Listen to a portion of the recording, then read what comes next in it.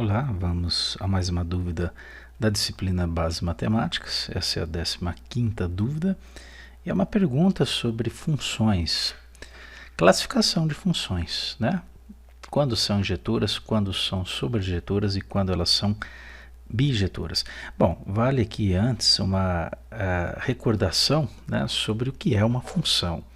A definição matemática de função, quer dizer, eu chamo de uma função f de a em b do conjunto A, que leva do conjunto A ao conjunto B, né?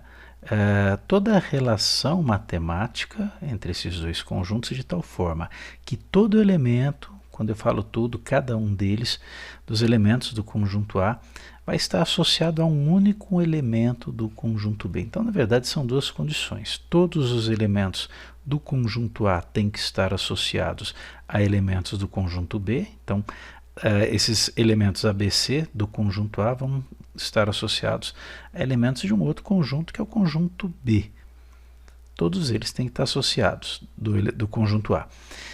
E é um único, né? Por isso que são duas condições. Então, por exemplo, se eu tenho essa associação, que geralmente é dada por uma lei, a lei de formação da função. Aqui é um exemplo teórico só para relembrar o que é uma função. Mas, por exemplo, matematicamente, né, você pode relacionar dois conjuntos do tipo um conjunto que representa o número de carros num estacionamento, né, de automóveis, e o outro que representa o número de rodas. Então, a relação entre esses dois conjuntos é dada, né, pela lei de formação y igual a 4x, por exemplo. Y é o número de carros, ou melhor, de rodas, e x é o número de carros no estacionamento. Essa é a lei dada matematicamente. Aqui no nosso exemplo, né, só para ilustrar, vamos fazer uma representação por diagramas que é mais fácil de entender. Então, por exemplo, se o elemento A está associado ao elemento D, o A do conjunto A, o D do conjunto B. O Bzinho aqui está associado a E e o C está associado a G, né? Perceba que as duas condições da definição de função estão satisfeitas. Todos os elementos do conjunto A estão associados a elementos de B e todos eles, ou melhor, cada um deles, associa-se a um único elemento de B. Perfeito? Então, esse exemplo configura uma função. Então, f, nesse caso, é uma função de A em B. Perfeito? Vamos ver agora um outro exemplo. Se eu tivesse feito aqui a seguinte associação. Elementos de A, então o A associado a D, o B associado a D também, e o C associado a F, tá? Do conjunto B. É uma função? Vamos verificar. Todos os elementos do A estão associados a elementos de B? Sim. Então, ok. Cada um dos elementos de A está associado a um único elemento de B? Sim. O A só está associado a D, o B só está associado a D e o C só está associado a F. Ah, mas o D recebe duas setas, né? Ele está associado a dois elementos do conjunto A. A definição refere-se a elementos do conjunto A. Perfeito? Bom, e mais um exemplo aqui. Então, naquele caso é função. Eu tenho aqui o meu conjunto A e meu conjunto B. Se eu fizer esse tipo de associação, o A associado a D, né? O B associado a F, e só. Então, o A só está associado a D, o B só está associado a F. Mas e o C? O C não está associado a ninguém. E aqui diz que todo elemento de A tem que estar associado a algum elemento de B. Perfeito? Então, nesse caso, não é função. Tá? Uma outra situação possível aqui seria a seguinte. Por exemplo, eu tenho A associado a D e associado a E. O B associado a F e o C associado a G. Bom, e aí? É função ou não é? Todos os elementos do conjunto A estão associados em B. Perfeito. Mas esse elemento A está associado a dois elementos de B, perdão. Então, não é função também. Correto? Bom, eu vou voltar aqui naqueles dois casos aqui, né, que nós temos, que é função, né? Esse primeiro caso aqui é uma função, ok? Então, esse conjunto A, onde estão os elementos de onde saem as setas, eu chamo de domínio da minha função. Tá? Então, se é a minha função f, eu represento assim, d de f, domínio da função f, é o conjunto A. E tem o que a gente chama de contradomínio. Tá? O que é o contradomínio da minha função f? É o conjunto B, aquele conjunto onde estão os elementos que recebem as setas. Então, é o CD de B. Perfeito? E tem mais uma definição aqui importante quando se fala em funções, que é o conjunto imagem. O que é imagem? Que nós representamos IM de F. Só uma correção, aqui não é CD de B, é CD de F, né? Que é o próprio conjunto B. Tá? A imagem, ela é um conjunto formado por elementos do contradomínio, ou seja, do conjunto B, tá? Mas formado somente por aqueles elementos que têm associação com o conjunto, ou com o domínio, né, com o conjunto A. Então, nesse caso, a imagem desse conjunto aqui, né, a imagem, ou melhor, a imagem dessa função é formada somente por D e por F, correto? Há casos em que a imagem coincide com o próprio contradomínio. Nada impede que isso ocorra. Perfeito? O caso anterior aqui também, né, nós temos... Tá aqui para frente.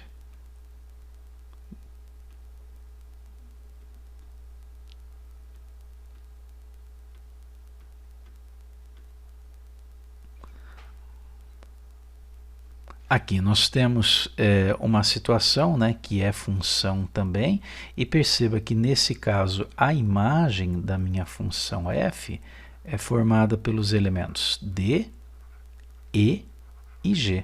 Só não participa da imagem o elemento f. Tá? Por quê? Porque ele não tem nenhuma associação lá no conjunto A. Correto? Bom, agora vamos para as definições aqui sobre as quais a pergunta foi feita. O que é uma função injetura?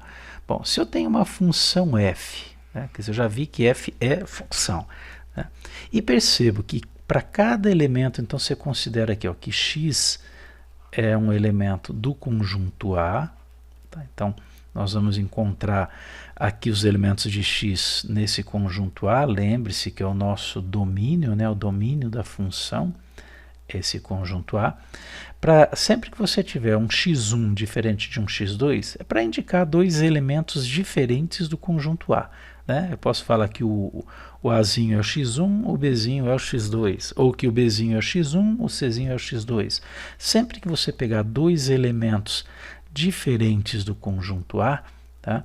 As suas associações também serão diferentes. Então, por exemplo, se o A está associado a D, o B está associado a E e o C está associado a G, isso é uma função injetora. Nós temos f como uma função injetora. Perfeito? Porque, olha, o A é diferente do B, x1 diferente de x2. O D é diferente do E. A f de x1 é diferente da f de x2. Tá?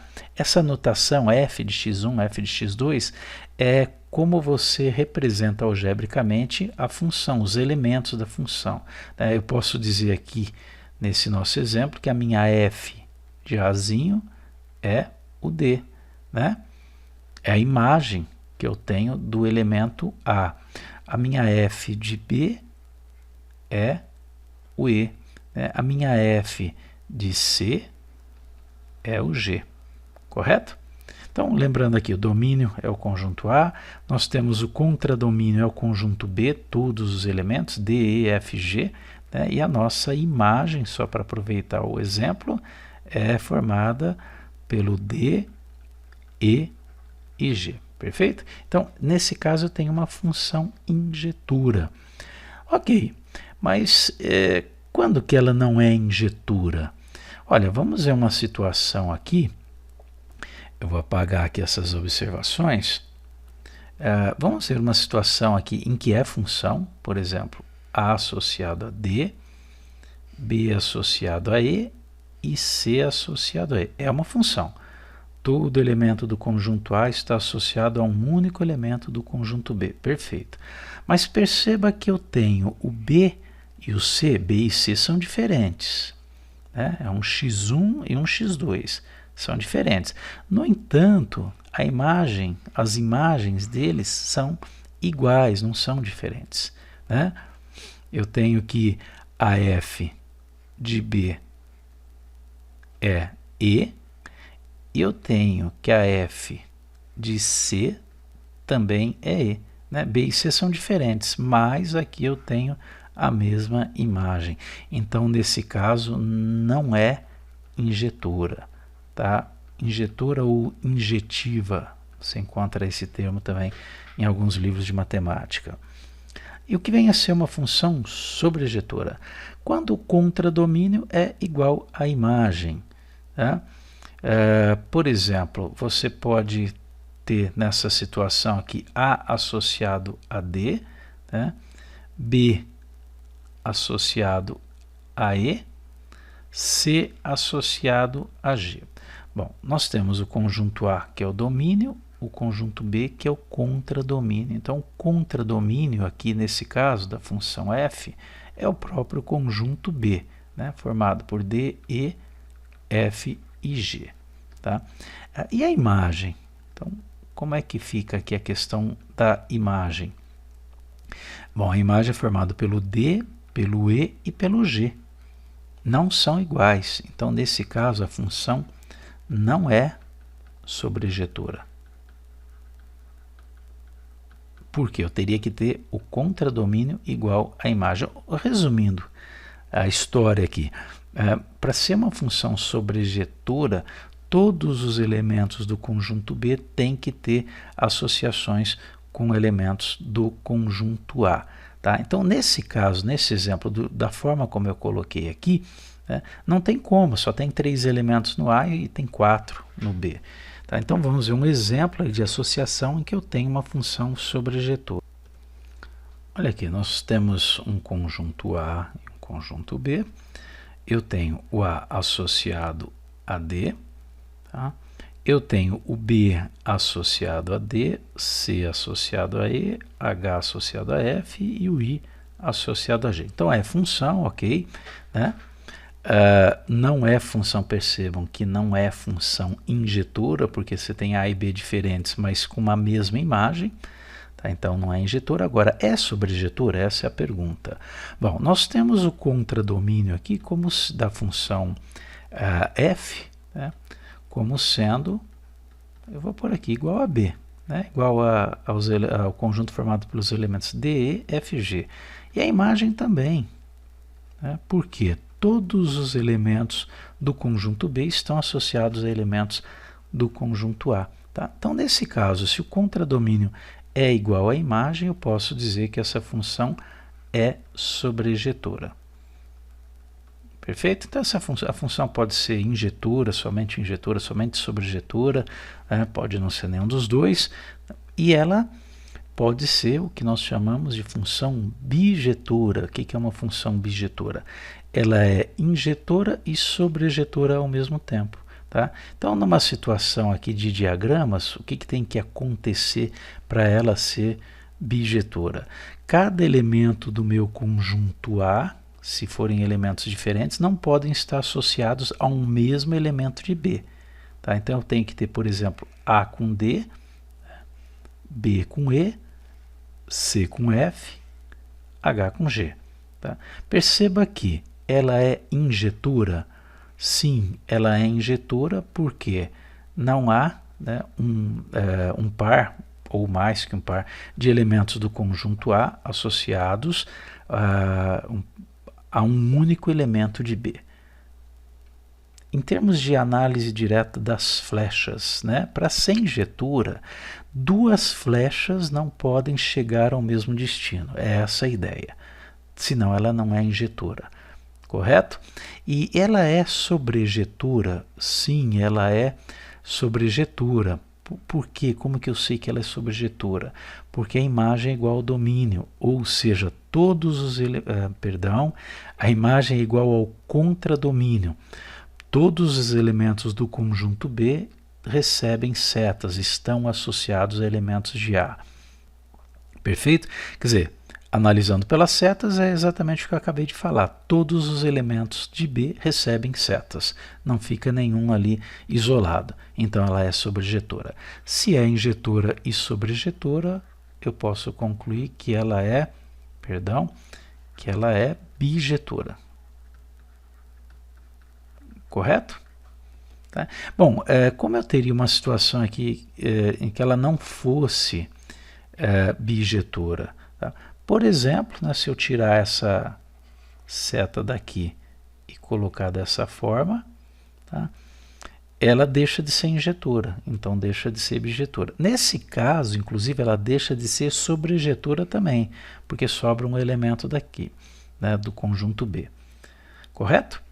Bom, quando você vai fazer uma análise gráfica, né, uma função matemática aí envolvendo dois conjuntos A e B numéricos, é muito comum você representar graficamente no sistema de eixos cartesianos, né? O eixo x, o eixo y, eixo x horizontal, o eixo y vertical. Quer dizer, aqui os elementos do meu conjunto A, aqui os elementos do meu conjunto B. E aí você tem um gráfico, pode ser uma reta, pode ser uma curva e assim por diante. Se você tiver uma função, por exemplo, de primeiro grau, cujo gráfico é uma reta, você pode dizer que ela é injetora. Por que que ela é injetora? Porque para cada elemento que você considerar aqui, ó, x1, você vai ter uma f de x1. Se você pegar um outro elemento x2 diferente de x1, você vai ter uma f de x2 que vai ser diferente da f de x1. Tá? Então, é só você, graficamente aqui, quando você tem a representação gráfica da função, você percebe que ela vai ser injetora. De que forma? Qual que é a dica aqui, né? Passe uma linha, vamos mudar a cor aqui, passe uma linha horizontal, cruzando, passar aqui, cruzando o gráfico, essa linha horizontal. Perceba que essa linha, qualquer parte do gráfico que você for passar, ela vai cruzar o gráfico em um único ponto. Não vai cruzar em mais do que um ponto. Tá? No entanto, se você considerar, né, um gráfico, por exemplo, de uma função do segundo grau, uma parábola, tá? Então, aqui você tem uma parábola.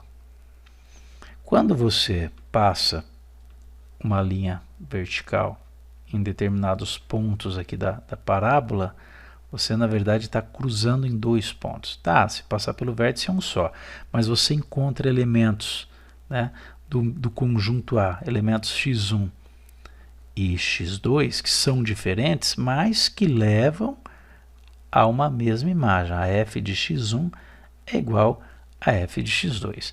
Tá? Então ela não é, nesse caso, ela não é injetora. Tá? E para saber se ela é sobrejetora, vamos apagar aqui. Por exemplo, vamos desenhar um gráfico aqui por completo. Bom, por completo não, porque vai ser um gráfico aí de uma função infinita. A própria parábola, né, uma reta que você tem aqui, né? Eu já coloco as setas aqui para indicar que ela continua indefinidamente aqui para a esquerda e para a direita. Tá? Você tem aqui o eixo y e o eixo x. Bom, aqui nesse eixo você tem os elementos do seu contradomínio. E qual vai ser a sua imagem? Para você determinar graficamente qual vai ser a imagem, passe linhas horizontais aqui e veja se elas encontram um gráfico em algum ponto. Encontro. Essa reta sendo infinita, qualquer elemento, qualquer número que você considerar nesse eixo, que são os valores aqui do meu contradomínio, né, vão estar associados a elementos do meu domínio, do domínio da função.